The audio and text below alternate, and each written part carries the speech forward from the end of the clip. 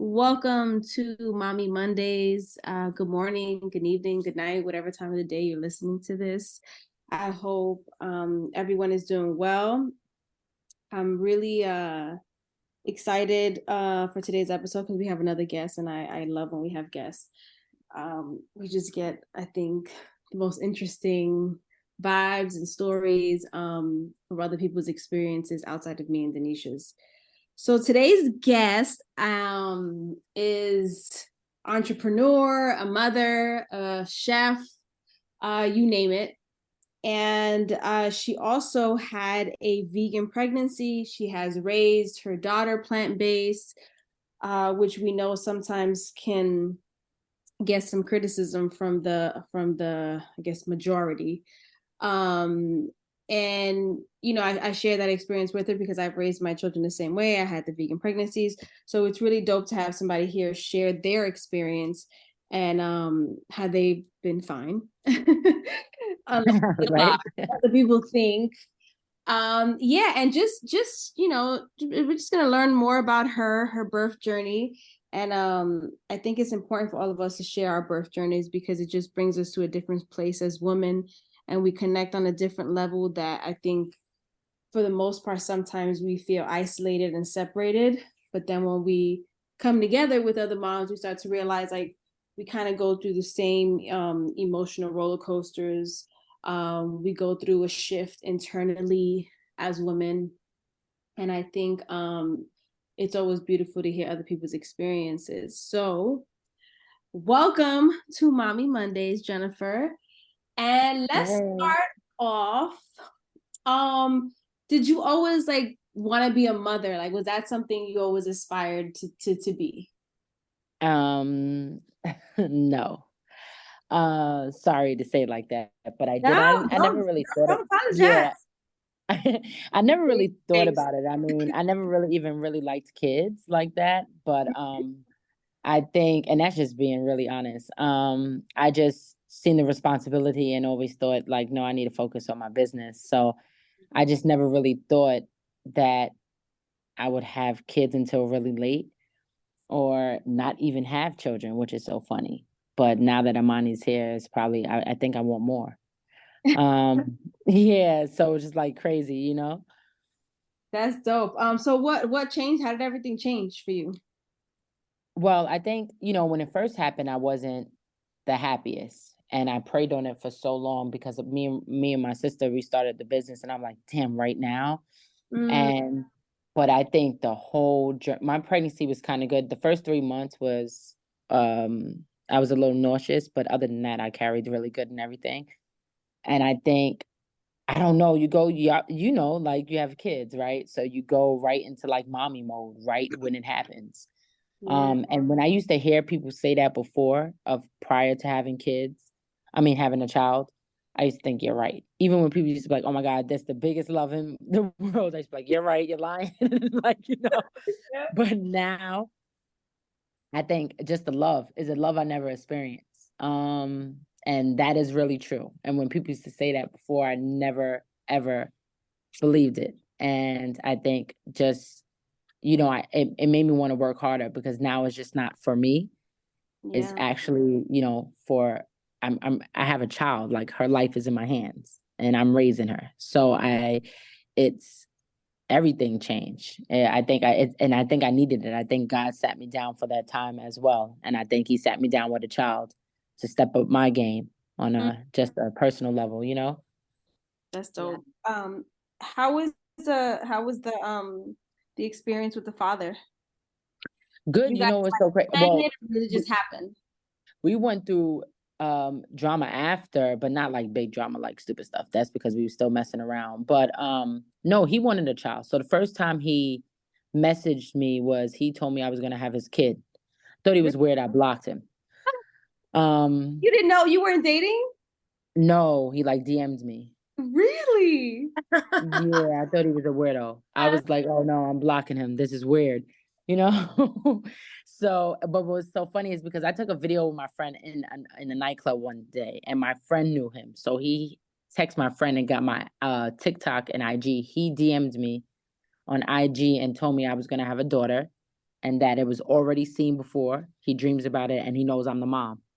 Oh my goodness. And the way now that I look about it since he passed, I think it really is true because she's a different type of character. I can't even explain it. It's like a different being. And I'm like, oh, okay, this is what he was saying.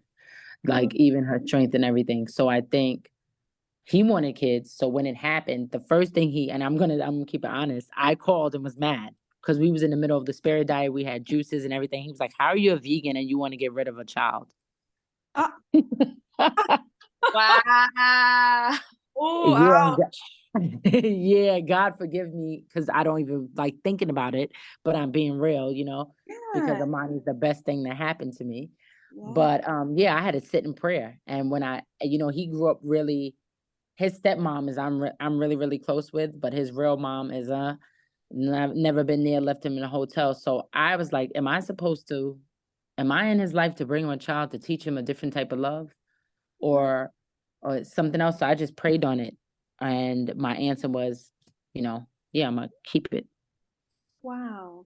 Well, keep Amani. She's beautiful. That's the best thing. So, back then I'm talking about like when I was being dumb, not even knowing. Listen, I think we all have experienced that for sure. So how was your like birth as far as in knowledge when you got pregnant? Like were you conscious of like home births? Was your plan a hospital birth? So I planned a home birth. I had I didn't, yeah, I didn't go through with it because it got so crazy expensive at the end and I couldn't afford it. Well, he must have paid like, it was like 2,500. I forgot like the last payment we owed, and he got in trouble with something and couldn't afford it. And she was gonna go through it. Her name is Erica Ford. She was gonna go through with it. I think you had a baby with her. I had a baby with Debbie, Miss Debbie. Debbie, my bad. Debbie. Why am I saying Erica? Maybe someone was Erica, but Debbie, yes. And Yes. her office was across the street from Sebi's. I think so. Yeah. Down over there. I had Debbie too. Hey, yeah, Debbie. So Yeah, I had Debbie I for all. don't even think yeah, I wanted to contact her because I don't even think she knew Terrell passed. So I dealt with Debbie I think Erica might have been someone else, maybe a doula or something I contacted, or someone gave me. Yeah, But Debbie. Yes, ma'am. but we was going there for a minute, and then she was helping me. She didn't care about the payment because she just really liked the last payment. And I think something happened with the day before. Maybe you could ask, I forgot. Something, I think Amani was due a certain day and didn't come. And when I called her to go that day, I went to the hospital. And I think she said that we wasn't really prepared for the at home because I wasn't taking it serious like that. When she was trying to coach us, like, I don't think you know how serious this is. You're about to give birth at home and we're sitting in her office and I'm just sitting here like joking, not taking it as like, no, I'm about to give birth at home, Yeah. And but she dealt with me the whole time. And I think my experience, the hospital experience was horrible. My experience wasn't because I think me and Rodia did so much research, so I wasn't there with a birth plan. But she cut me for no reason. And I think she cut me for no reason because I stood on like, no, I'm doing a natural birth and you're not doing this. And I want this and I want that. And she's not getting any shots. And no lie after no lie. Like Amani was already on the table. She slipped me. And I jumped and I was like, me and Rodia was just talking about that. And I was like, did you just like looking at her? And she was like, oh, because you're a placenta. Nah, I think she just cut me for no reason. Wow. Mm-hmm. Wow. Mm-hmm. And they stole my cord up to Radia. Said they put one of the ladies took my cord and put it in her pocket. Your what?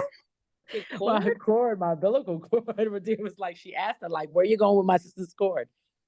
Oh my goodness. In her pocket? She said, like in her coat, the doctor's coat. What is it called? Ask Radia about it. This is like on everything. This is real. The hospital experience was like crazy, but it's because I stood on my birth plan. It wasn't crazy, but I could imagine if I didn't do that, man. Yeah, that's the thing. They don't like that. They don't like that because it's going against their normal quote unquote world they think they're in. Yeah. Yep. And it's like, nah, what you doing is not normal, bro. Like you have no respect for a woman's experience and you're trying to rob it just for profit. Mm-hmm. And Well, I what's it called? And I didn't ask her for anything. So she was really mad about that. And after she was done, she literally stood up and was like, so you happy now you had a natural birth?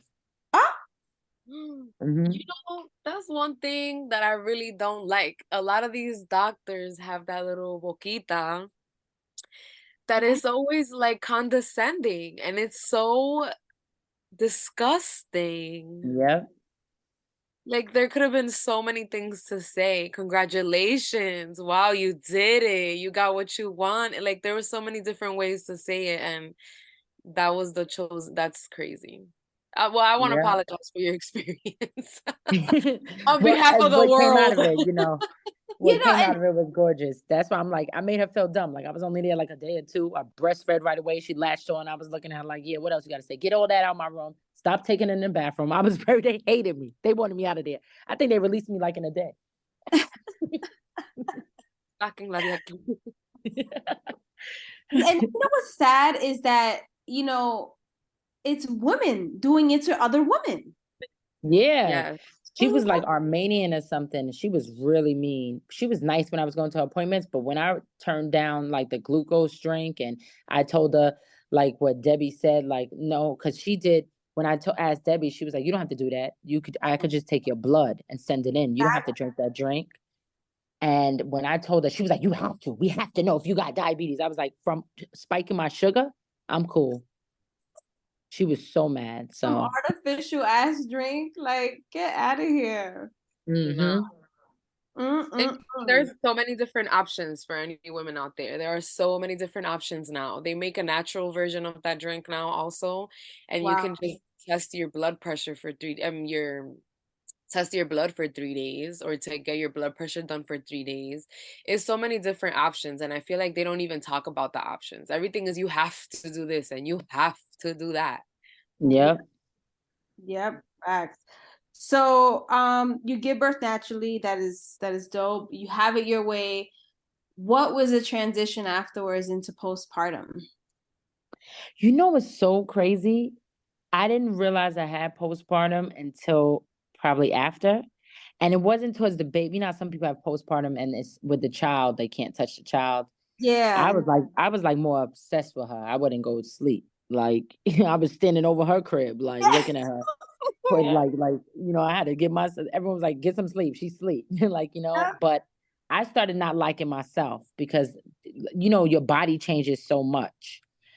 So I just didn't like anything about myself, especially breastfeeding and different things. I just didn't like. So I went into not liking. I felt like I lost the hustle and everything. So I went to this little moment of like depression within myself and realized it after. Like Oh, after Amani was Yeah. like two, like, oh shit, I was kind of depressed then. yeah, you be functionally depressed, I call it. Yeah, but you don't like in that moment, you're just like a robot. You're Yeah, taking like, care of kids. yep. You just doing what you Realize. gotta do. Yeah, you don't realize until after. I was like, oh shit, I was in full depression.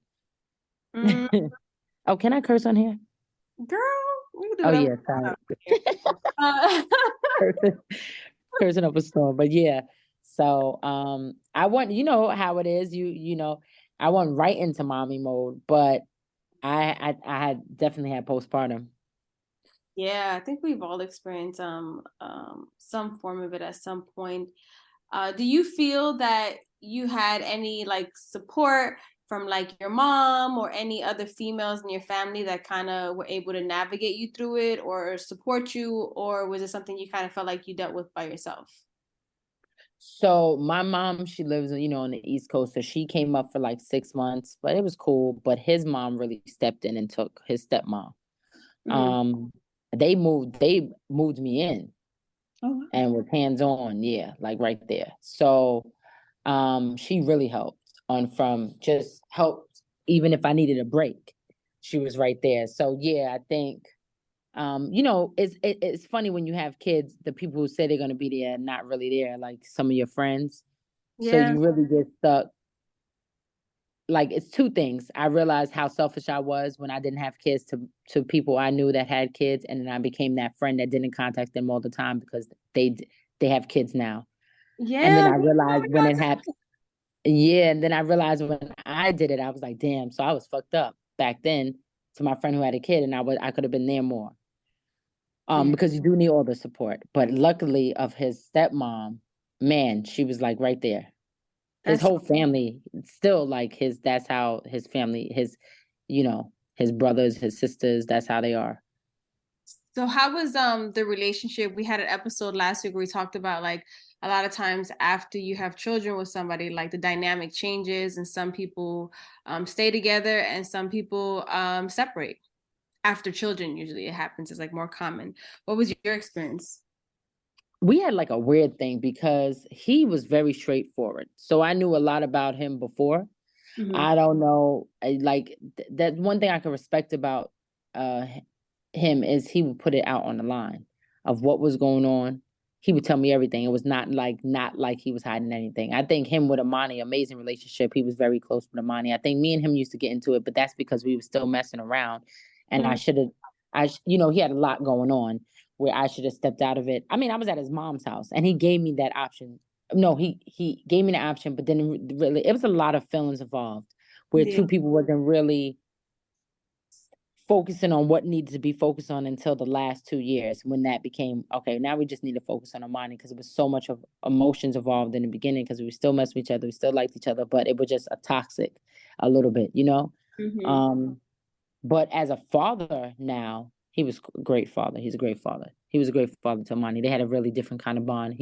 I don't know if he like it makes me kind of now that I think about it, it's really weird. He probably did dream about her because it was like they were, when they were together, it was different. So, but me and him, we went through a little bit, never really of us on some real beef shit because I lived with his mom and he was best friends with Rodea. So it was kind of weird. Like we would not be speaking to each other, but he'd be on the phone with Rodea for 6 hours. Like, so it was just our little drama that we need to grow up. Hilarious. Yeah, like that we needed to grow up. His mom used to be like, he used to be on the phone with my mom, and everyone used to be like, y'all need to get over it, figure it out. So finally we did, but in the middle of it, it was a lot that I would, and it's not like he lied. I knew who he was. I guess I was in denial. That's sometimes what we do as women, Yep. I think, well, as humans, we become denied with a lot of things, a lot of times that we just don't want to face. Because we know what it takes out of us to deal with it, Yep. So tell us about you just recently went through a very life-changing transition in your life. And now are parenting Amani, not by yourself, but I'm gonna say just you as far as in the only parent that's actually in the physical. If you don't mind sharing, how was the relationship prior to that, and then how did that transition into this reality now? How was the relationship with me and Amani prior to that, or me and him? No, you guys and him. Right before, everything kind of changed. I mean, right before it was crazy. I felt like he knew. They say people know when they're gonna pass. So he had an accident before that incident that happened the year before he passed, like literally a year and a month before he passed. So he was still healing from what he had. His femurs were shattered and stuff, and he had to heal from that. But me and him got on a different level of peace, and that's why. He got into he was already into God and stuff, but this time it was different. Like he was leaving the voice notes. He even left Rodea, and me and him spoke for hours and hours, and we just had a dope relationship. And I think it's because he probably knew. I don't know. They say people know they're gonna pass. It was just weird that we came to such a forgiveness of what I did some crap and he did some shit, and we was able to apologize and then move forward. So our conversations we never argued for like the year. That year while he was healing, it was all peaceful. I dropped Amani off. I opened vegan buns. Amani was with him for like 4 months because I asked him to take her while I opened the restaurant. 4 or 5 months. She was down there. They did so many videos. I came back up. The day he passed, he was supposed to come to Vegas the next day. He was taking Amani to Arizona to go to his nephew's graduation. So it's really different. It's really I don't know. I went through 2 deaths. Rodea interviewed me too about this topic. I just didn't post anything yet. And I went through two deaths before of my friends losing their child's fathers when I was younger. And Radia said she always thought if it was preparing me for something in the future. I don't think nothing could ever prepared me when she asked me that question, because I never thought of it, even when it happened. I was more like, it kind of put me in shock because I just spoke to him that day at 7:30. Um, and it kind of feels weird now because I always felt, even if me and him was on a level of, oh man, F him. When he's speaking to Amani, I could say F him and he'll have Amani. And I'm like, F him. Even when I open vegan buns, whatever. I'm not answering their call. He's with Amani, you know? Yeah. If that is something, it would be stupid. But it now I don't feel that level of protection. I had a level of protection because he was his status, and he was a big dude. I always felt like I had a level of protection. Amani had that protection. And now I don't feel like I have that anymore. And that's the part that's like, I just don't. And then dealing with Amani is different. It's different when the kid's involved, because I feel like, you can solve everything as a mom. Mm-hmm. When they're sick, when they feel a certain way, but this one I can't, because I have my dad. Right. So she goes through like a couple, maybe 2 times a week. Radia witnessed it, and Radia came up to me and was like, I don't even know how you deal with that. That was very emotional. She goes through maybe like 2 panic attacks, maybe within a week, of out of nowhere screaming and crying for him. So I don't think I ever really got to grieve, because you have to go back into mommy mode. And sometimes when I do sit down, it's still so surreal, because I'm so used to speaking to him, that it feels so funny that he's not here. How did I thought I'm sorry, how did he transition? cardiac arrest in his sleep. So I think when they took the rod out of his leg, he had a lot of pain, and he already had a little bit of high blood pressure and stuff. And I just think that when he got injured this last time, it put him in real depression, PTSD, just a lot. And I think it was a lot on his mental. And I think that just from hearing when people get close to death, I think he just didn't, some people are really tired. I think he was tired. He used to say that. I mean, I literally had the conversation maybe a week before he passed of him saying, I'm tired. Really? Mm-hmm. So it's very different dealing with that with a child in it. I don't know what the ending of this is, but man, this is probably the hardest thing I ever dealt with, because I feel like my daughter's not healed on it. And I feel like I have to figure that out for her, because I have to help her through it. But this is a part of her journey, So I agree with you, Jen, on how you're saying that you believe that they know, or that people say that they know. Yeah. My stepfather passed away maybe like 4 or 5 years ago now, and he was my stepfather, so he was my little sister's dad. oh, damn. And it was the hardest thing, especially knowing. I remember, and I will never forget, my mom coming up to me and saying, your stepfather's saying weird things. I'm like, what did he say? She said, oh, he said that the only thing that hurts him the most is that he's not going to be able to grow up to see his daughter. And that was a message that he wrote to my mom. Mm-hmm. And I feel like it's during those times he was attempting to just get back home so he can spend more time with his daughter. So I do feel like it's something that, like, they don't know that they know. Yeah, it's something. And he got really, really close to the God like really, really close. And what's so funny? I used to text him and be like, just to tap in to make sure he was okay. I mean, he used to speak to mine all the time, but like on mine, like, you good? He would text me too, and he always, his answer, I used to be like, great, whatever. His answer was like, I'm alive. And one day I took so long to answer him because I was filming like maybe 2 weeks before, and he was like, say if something happened to me, and then put laugh out loud after that. And it's just so crazy. When I told Amani the level of strength she has as a 5-year-old made me want to step up my game, because man, during the funeral and I seen him before in the mortuary, when they had to get him dressed and we was in the room and everything. But her level of comprehension, and because I told her straight up, because I'm not gonna. That's her dad, and if my dad passed, I want someone to tell me straight up. Yeah. And I had so many people saying, "Oh, don't let her see him," and like that in a casket. So I asked her, and I told her the truth. Like, this is his body. This is his physical. This is not him. So when your soul leaves, your soul leaves. This is exactly what I told her. I said, so you're not going to be able to wake him up, but he's with God. You could pray, but this is his physical. She was like, I want to see him. I want to see him. So I let her, she rocked out the whole thing, told everyone to come up there, don't cry. She put tushes in the casket, told the mortuary lady, take care of my dad. It was like a different level of strength from a 5-year-old that she's just now starting to break down. And it's it that I don't know, it's like a different level when you go, because it's my baby, so now she has no dad.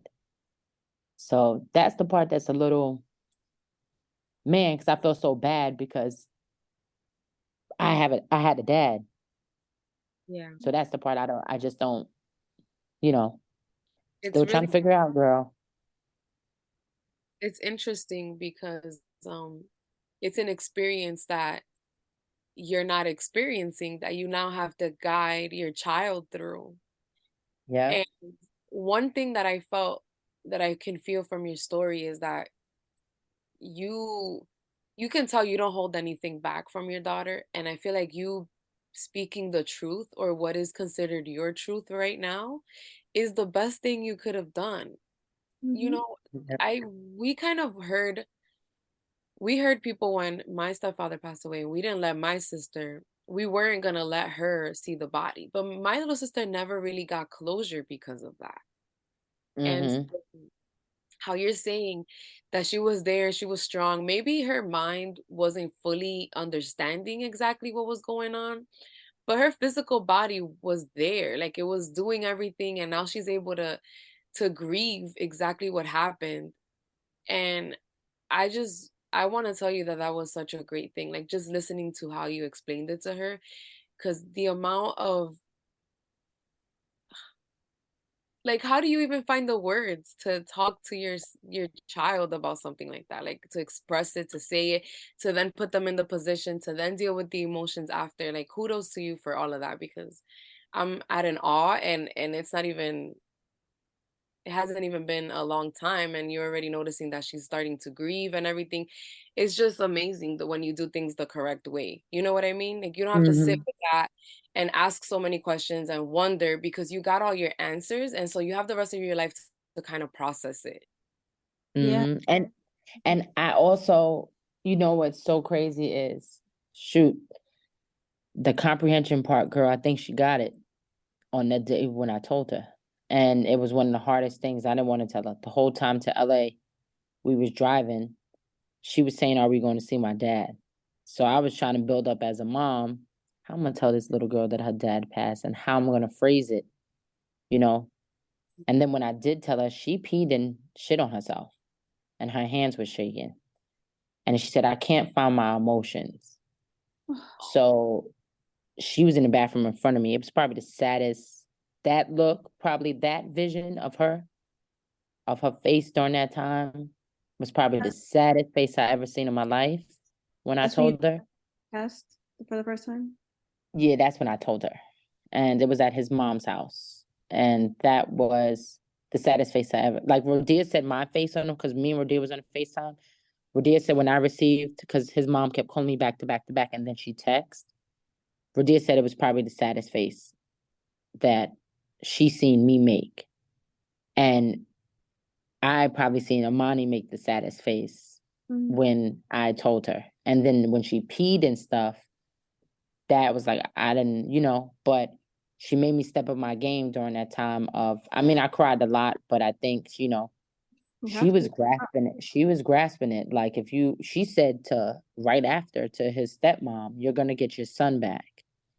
And Oh, the stepmom was like, how? She was like, because I'm gonna get older, and you're gonna get older, and you're gonna pass away, and everything's internal.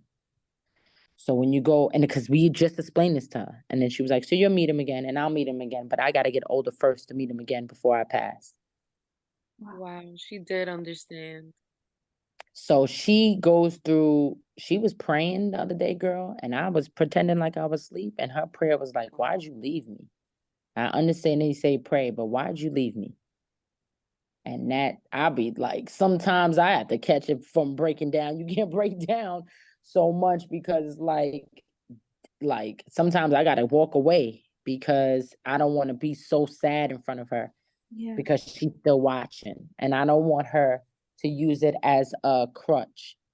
I Yeah. want her to be able to fight through that my dad died and shine in her light and not like, well, my dad died, that's why I'm depressed. No, my dad died, that's why I stepped into my light because I want to live his legacy, you know? Yeah. And her age too, she's 5. And I feel like up until the age of 7, it's the responsibility falls more on the child. But the fact Mm-hmm. that she's 5 and basically still in and out of the spirit realm at this point, because that's basically, it's not set in stone until they're 7, you know? So the Yep. fact that I feel like this connection with her father, there is no great timing for anything, but the fact that it happened at an age where she's still connected to that world might have been a little more beneficial to her because she might still be able to have a really strong connection Mm-hmm. with her Mm-hmm. father. I feel like she does, you My know. my cousin had passed away, and his daughter was 2 at the time, and then his wife at the time was also pregnant with his third child. And the obviously the one that was in the belly doesn't, know him. They didn't get to know him, but the one that was alive, she doesn't have like really any like she knows who he was, but there's not like that connection. You know what I'm saying? That as far as remembering of the experience with him, which I think Amani does have with her dad. Yeah. And Yeah. like I said, none of it is ideal, you know, but the fact that they can still have that connection is super important to their maternal, you know what I mean? That maternal connection on either side, because it does, I think, provide a different type of healing because yes, there's always going to be the wondering of what if he was still here when they're older, you know what I mean? Um, Mm-hmm. but to know that like you're able to still have a moment that you can go back to that is your reference point, that provides you the strength and the courage to keep going, um, and not ever saying like I never knew him, it's like she can tell stories probably about him when she gets older, my dad was this, my dad was that, this is what I had with my dad, Mm-hmm.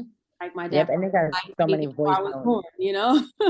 Uh-huh. And they have so many voice notes and videos. I gotta rip them and put them on teddy bears and all that because I had a couple of people reach out to me that also went through the same thing when their child was 5. And a lot of people was like, just pay attention to the emotions. They'll get really angry if you don't tap into it now, like with counselors and therapy. And one of my homegirls said she regrets it because she could see where her daughter changed. And I could see that now. I could see where Amani is a little bit more, she gets very, very emotional and frustrated. But she said, so she'll vocalize it like, look, I just miss my dad. That's why. But I don't want her to use that as a crutch, So right now, I'm like, okay, we have to figure out where to channel it. Like, if you're feeling this way, let's try to figure out how you could not get frustrated or maybe take those emotions and put into something you love. So that's why I put her in the acting school on Sunday and all this stuff to so she could get it out a little bit more. Cause I don't know how it feels to lose a dad. My dad's still here and I'm 40, Yeah. So tell turning us 40. about what her next business venture that you guys just started in memory of her dad. Oh, wow. Okay. So one time he came over and he had all these herbs because obviously he turned vegan and all this stuff because me and my sister and me, and well, that's how we got on a date, because he pretended he wanted to cleanse. But so he turned vegan and all this stuff, and then he was in all these. He was kind of on his crap. Like, I would never have to worry. You know how some people co-parent, Mhm. and or you have to worry about the other person. No, I would be able to go there, shop, and he'll be like, okay, and he'll be able to cook through like that's how he eats. So um he was really, really good with that. So he studied all these herbs, and he brought them to my house once, Mhm. and they were all in my cabinet. And he was sitting there, and my sister was like, he was like, yo, this flower turns blue. This tea flower, you should Google it, like whatever, to my sister. So she made him, um, she was playing with it. She made him some tea. She gave it to him. He was drinking it. And then she took the package home that he purchased, and she started researching it.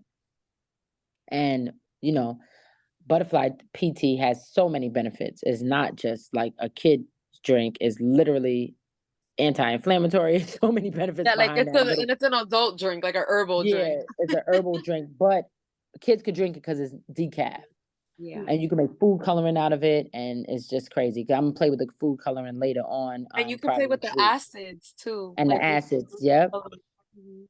And you can make powder out of it just to use it to color things and a whole bunch of stuff. So and hair growth, so many things. So my sister was going to use it for her next project, and then when everything happened, she was like, I meant to tell you, since this was Terrell, because he loved it. Plus it turned blue, whatever.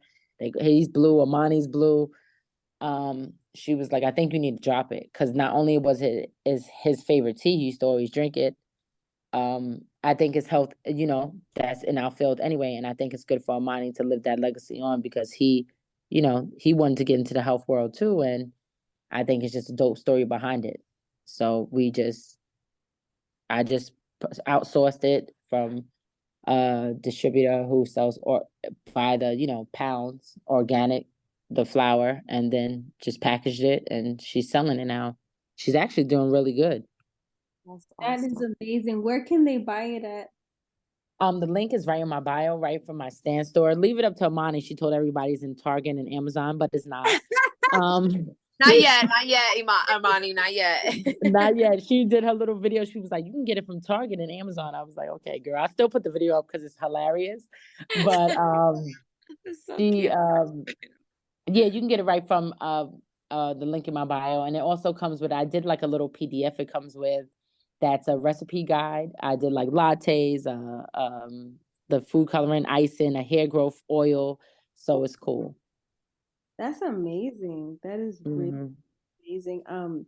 What's dope too is that I think we all grew up in a generation where our parents were a lot in survival mode. So they didn't really have the tools to teach us like just financial literacy and just building empires and our legacies. Like we were just going about trying to survive, and they were working a lot. So the fact that this is the lane that a lot of us are transitioning into and showing our children like at a young age they can have their own, they can build their own, it's what's going to shift the future, I agree. Yep. you Yep. know.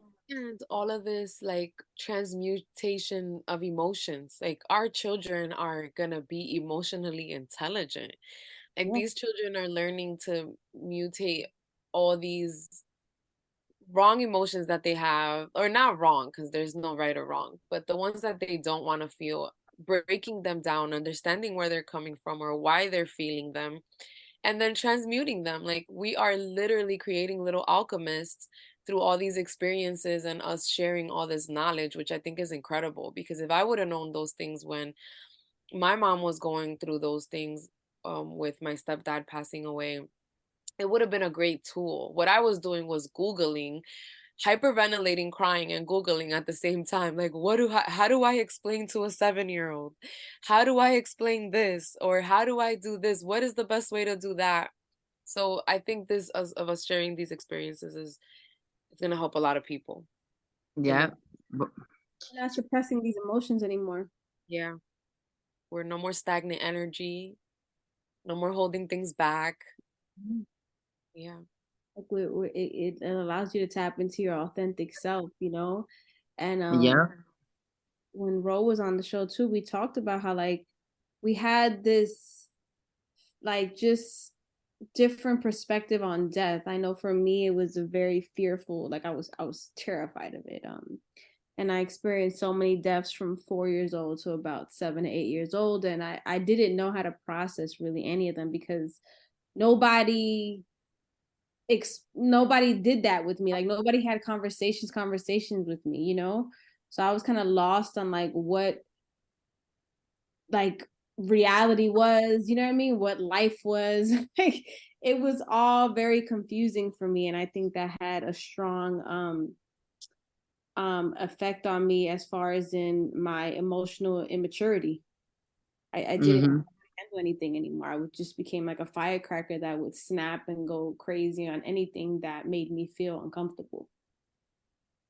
Mm-hmm. Yep. No, and they're not wrong emotions. We just got to know, like you said, how to channel them, how to transmute them. And when you don't know, then you become chaotic inside. You know, because I have every a question. we're supposed to let pass, and then we're supposed to process and understand what just happened real quick. But when we're lost in it, then you know it just leads into anxiety and manic depression, and we go into these modes. Because there's one thing that is guaranteed no matter what is that we're born and then we transition into another, what, I don't even know where, whatever it is, you know. But there's another place you go to, you know. And the thing is that there's certain things and situations in life that we're not going to have control of. We're not going to, like, there's certain life shit that's just going to be life stuff, just like as you get older your parents get older, you know, and you start seeing them kind of not be the strong or the more, you know what I mean, that they were. So you start seeing them go through their life, you know, transitions and all these things. And these are things we can't control. We can't control death. We can't control any of these things. You know, we have to deal with these things. You know, there's life things that it's just gonna happen no matter what. And when we have the emotional maturity to understand ourselves, understand the soul, understand the body, then we process this, I think, less traumatic than what we were taught to. Mhm. Yeah. Yeah. I have a Yeah. question. Does he mind? Did he Oh. have any other children? Yeah. So his son is, I feel like it's my son. I feel like it's a remake of him. 20, and his daughter's 14. So his son calls me all the time to kick out his girlfriends and everything. Um, and me and his first child's mom, her name is April, she'll be at my birthday party, are really, really close. So, That's amazing. yeah, his children, you know, his other children. I feel so bad for the girls. The son is kind of strong, but I told him the other day, like, I feel like you need to grieve. I think you're moving too fast. Cause he'll check on me like, enough crying, Jen, put it into your work. But I know that he's just trying to act tough because that's how his dad will act. You know how men are. Yeah, yeah, yep. And It's so he's the next special. man in line. It's special, Jen, that she's not going through it by herself either. And she has their memories in combination to the memories that she has. Because now they can have conversations together as like siblings and share stories about their dad, which is amazing. She's not in the journey all Yep. by herself. Yep. That's pretty great though too, that just to support you guys you have had from his family. You know, sometimes it's not like that, you know. Sometimes death kind of tears families apart, and because nobody knows how to deal with it, everybody just kind of goes their own way, you know. Yep. It happens a lot. So Yep. it's great. Talk to us a little bit about your decision into the vegan pregnancy, having Amani plant-based, as far as in, you know, how she what she consumes. Well, I so I was already, you know, and then I was already in chef school, and I realized that, you know, just researching more and more about vaccines and different things and about food and how food causes, oh my God, everything. Now, you know, your digestive systems and your immune system and feel immunity, feel digestive, right? So I just thought like just a lot of shit. The opposite of how some mothers, sometimes I see some moms and I'm like, you really just want to eat all that when you're pregnant because you're saying cravings? Because you can eat just healthy stuff. You don't have to crave like shit that's gonna kill you. So I don't want to say it like that because people take it such, working with a lot of moms, they take it like when your kid is eating healthy, and I'm sure you guys experience, they'll be so stuck in their ego because they Yeah. think you're calling them a bad mom instead of thinking like, damn, where can I do better? Mhm. You know what I'm saying? So I just think I wanted to do that. I mean, I wanted her to, you know, she wasn't colicky, none of the stuff that you hear, like she didn't have all that crap. And I wanted to breastfeed because the research is there. It's not like it's not there. It's like, and I know some moms can't. So, but I know that there's a lot of research on how the other things to do for your kids. And I just researched it. It's a kid, it's a life. Why wouldn't I? Why would I want to just give my child soda all day or junk food? Like why wouldn't I try to build her? If she gets sick, she needs nutrient storage. And if I'm not going to provide that for her, that's going to make her sick. Yeah. And people die from being sick. So I don't understand, so my choice is right off the back. Like, okay, once my sister never pressured me in anything. She taught me how to do it. And then she would throw research, even with the vaccines. She wouldn't even give me an answer because she was so scared. I started researching it. I was like, oh no, I'm not doing that. I'm not doing none of. She's still not vaccinated. She don't have anything. I think the only thing she has was vitamin K. And I argued to my mother till this day about it.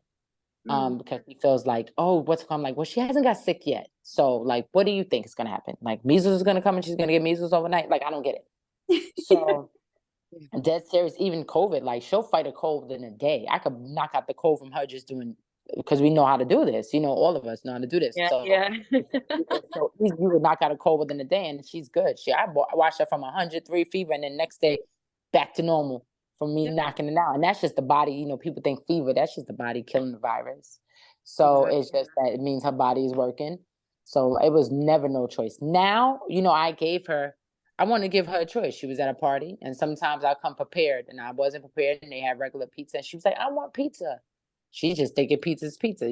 I'm not really saying this is, except she can't really name. If you say what's bacon come from, she'll say like a chicken butt because she don't really know because she doesn't eat the meat. So it just be all over. But and she's so turned off by animal shit and people killing animals. She just, now that I could really explain it. So I was like, okay, eat the cheese, but I'm gonna explain to you right now when you eat this slice of pizza what it's gonna do. Because I'm gonna give you the option. You're 5 years old. Your opinion. I'm not tying you down. I'm gonna let you taste it, but this is what I'm gonna tell you what it's gonna do. You're probably gonna have a reaction. Then Yeah. on top of that, I just let her know. You know where cheese comes from? This is what really happens. And don't get me wrong, I had cheese, girl. This is exactly what I told her. I had cheese in my life. I had to change at a later age. I'm giving you the option. She ate that shit. Her arm flared up in the middle of it. She was in the bed like, I'm not eating cheese. I was like, I told you. Now you had the option. So now she's like, is that dairy to people? Because now she's like, look, I had a dose of that crap and that shit broke out my arm. No.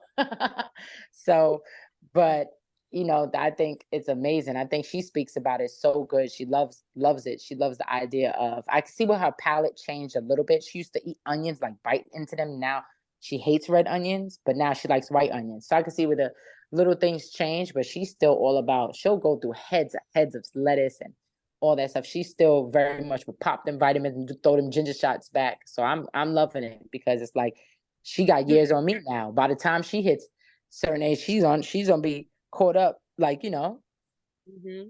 So They start to see too, like that, we hold a lot of power and that we can make stuff from scratch that, you know what I mean? We Yeah. don't yeah. consume everything in a can and a this and a that, like we're like, no, you want to make that, you can make this. Or there's always like an alternative version of whatever that is. Like you're not missing out on anything. Yeah. Mm-hmm. It doesn't work like that. So how has it been? Like I know we talked about real quick before we close up really quick. Like I know, we talked about Amani and her transitioning to this. How has it been? Like what are things that you do now to cope, to adjust to this new world, you know, outside of motherhood, because outside of motherhood, there's still Jenn. Yep. Um, man, it's hard, girl. They had like a little reel one time, and the mother was having a nervous breakdown. And they was like, when you're a mom, and then the kid came and asked for something, and she had to snap back into it. I thought that is so real, because sometimes I'll be in the middle of a full panic attack, and I'm hungry. I have to go make the food, you know. And then go So back. you never really got a chance to have your panic attack. You're holding it now. So Yeah. because the kid, and then if you go to the bathroom, like I would try to get, like for me, it's literally I would try to sneak off and get some time and take a bath, and then you feel a little head popping in, like, you taking a bath? Yeah, girl, I was trying to like relax, you know. So, Yeah. but I think now I just try to get her more active into what she likes doing. She's really, really into like acting, wants to be on TV. So she's in acting school, and I try to get her to, you know, for her grieving to go into that. Me, I grieve every day, girl. Because I never really got a full chance of grieving because I have a child. So, but I do it good. I'll go off and burst out and crying and come back out the room like nothing happened. Mhm. Um, or, you know, pray a lot. Me and her pray a lot together. We'll pray, or we'll wake up or meditate. We used to be meditating before heavy, and I think once I had to realize I was mad depressed recently. So now I'm on a master cleanse. Because I gained, my pictures on IG, but I gained, for me, I can see the information's in my hand. I can see I'm 190 something. I was probably my ideal weight is like 180, 175, Mhm. 170, what's it called? That's all alcohol. And I had to realize that after, like, oh, I went through full depression with his family. I was sitting there drinking tequila, like bottles of tequila with his sister, where we couldn't get up and walk. And because I was good, Amani was in the house with her grandmother, she would just go upstairs, go to sleep. Me and his sister in the back, pissy drunk girl crying. And it went on for like 3 months straight. And then when I got back and I did the interview with Radia was like, man, you have to realize, like, this is depression, girl. You was just I was drinking like every day, girl, like working at Yelp. And I'm only being real because people hide this shit. I was working at Yelp, girl, smoking back to back. And now I can say it because I'm not there, you know, and and taking full shots to Wow. numb myself, not to cry, to do whatever we had to do, franchise. Mm. And I was at home. I never really I have liquor in my house for when company comes over, and now I won't even have it all the time, but I wasn't throwing back. I wasn't even drinking. You know what I'm saying? Right before he passed, I came off a 14-day cleanse, a master cleanse I came off of. Mm. So now I just put myself, and this time I had normally it's so easy me going into a cleanse. So easy, like, all right, I'm starting, boom, I start. It took me about a whole last month and this month that I just started every day. I was like, oh, okay, from not my mental not being there to want to start. So it's still a little depression going on, you know. Yeah, it's And normal. I had to realize, because that, you know, grieving takes so long of the different stages, that I'm like, oh shit, yeah. What's it called? This is depression. Like, you know. And You in so I any, haven't really healed. Hmm. you in any therapy or anything else outside of Yeah, that? so I was with therapy with my job, and now I'm gonna now I have to look for one now, because I don't, you know, I don't work for them no more. So now I have to find a good therapist for both of us, because I just never really got to heal, you know?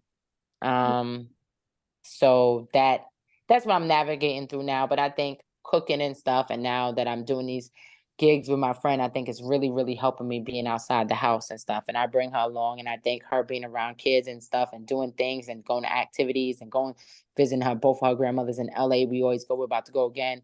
That she's really getting the time to be active and stuff, and praying, and just getting her on that too, you know? That's beautiful. Yeah, definitely make sure, you know, outside of nurturing her, you know, you're gonna nurture yourself too. Because if you're Yeah. okay, then they're not gonna be okay. You know, I think we all transfer energy. Um, Yeah. especially as mothers, they just can feel us, you know? So it's always good to acknowledge, number one, that you're in even in a state of depression, because a lot of times we're in denial about that, or we don't even know we're in it while we're in it until we kind of like come out of it, Mm-hmm. Also, even just to have that, awareness, to have the awareness that that this is going to be um it's going to be this, like you said, different levels of stages there are when it comes to grieving, and that you're going to allow yourself to feel those emotions, process them, and then find your way through them, and go through the roller coaster waves, but allow yourself without judging yourself, without being hard on yourself. And I think with that you give yourself a lot of grace. Yeah. I was gonna say, Jen, also, it's really difficult. It already is difficult, but as a parent, it's even more difficult to kind of grieve and dedicate time to yourself, like the proper time to do things like with intention. So I was gonna say, I don't know if this might be helpful, but something that I kind of started learning about or researching about was somatic massages. Mm. And it's just a way that you kind of touch yourself or caress yourself in a way that kind of triggers the let off of emotions. Ooh. Well, I'm gonna And Google that. Dope. yeah, and it's something that I incorporate because I'm a doula. So it's an exercise I incorporate when moms are having trouble like accepting that they're gonna give birth. Um, and it's an exercise that can like just certain touches to certain body parts, not like private. I mean like rubbing your face or like rubbing your arms a certain way can trigger the let off of these emotions. And so I was gonna say, if you can incorporate any type of exercise for both of you, and in combination with those like somatic massages like after or when you're at home, it's amazing. Like, I think people don't realize how much movement can release energy that's stagnant inside the body. And so when you can get a child into like some sort of sport or something like that, that they're in an activity that's actually really physical, they let out a lot of emotions while they're having fun, and they don't really Mm-hmm. realize. So it's Oh something yeah. that I've used a lot. Like when my kids are driving me nuts at home, I'll be like, yo, go play outside. And they'll let out this amount of energy just running and being in the sun outside that when they come back, it's like they dealt with life. So Yep. I feel like, I Yep. don't know if that would work for you, but you should look into it. I feel like it might. Once I discovered that, I felt like I had discovered like gold for the first time. It was amazing. That's so dope. Yep. I'm gonna look that. Yep. I'm gonna look that up because I Yeah. need some. Well, now I think I'm going. The cooking is really, really helping me. Oh, Like you this, took a my passion. yeah, like my friend, the chef I was telling you about before. We did this. Like she's a big chef out here, and I think it's releasing a lot. Before, um, and I think that's helping me a lot now. And then like his family and my support too. Yeah. Yeah, I'm glad that you're not having to go through this alone. I think um I'm grateful that you can at least have the support that you need. I think we all need that in all of our experiences in life. But that is our time for today. But I appreciate you just to come on here and just be vulnerable about your experience, especially that you're still in it. And I do feel that talking is another way of therapy. So I hope that I know I received a lot from today's episode, and I hope that um, you were able to exhale or release something, just talking about things. Thank you so much, and this helped. Thank you guys so much. No, of course. Thank you. We'll come back again because I know you're doing a lot with the vegan chefing it up and all that, which I think our community can appreciate a lot. So we'll definitely bring you on. Maybe you can share some recipes. Maybe we could do a live video or do something to give back so they can see other skills that you tap into. Okay. All right, let's do that. All And right. and it's always a pleasure, Jen. And I'll send you the address and everything. Yes, yes, yes, yes. Thank you everyone for joining us on Mommy Thank Mondays. you guys so much. Thank you.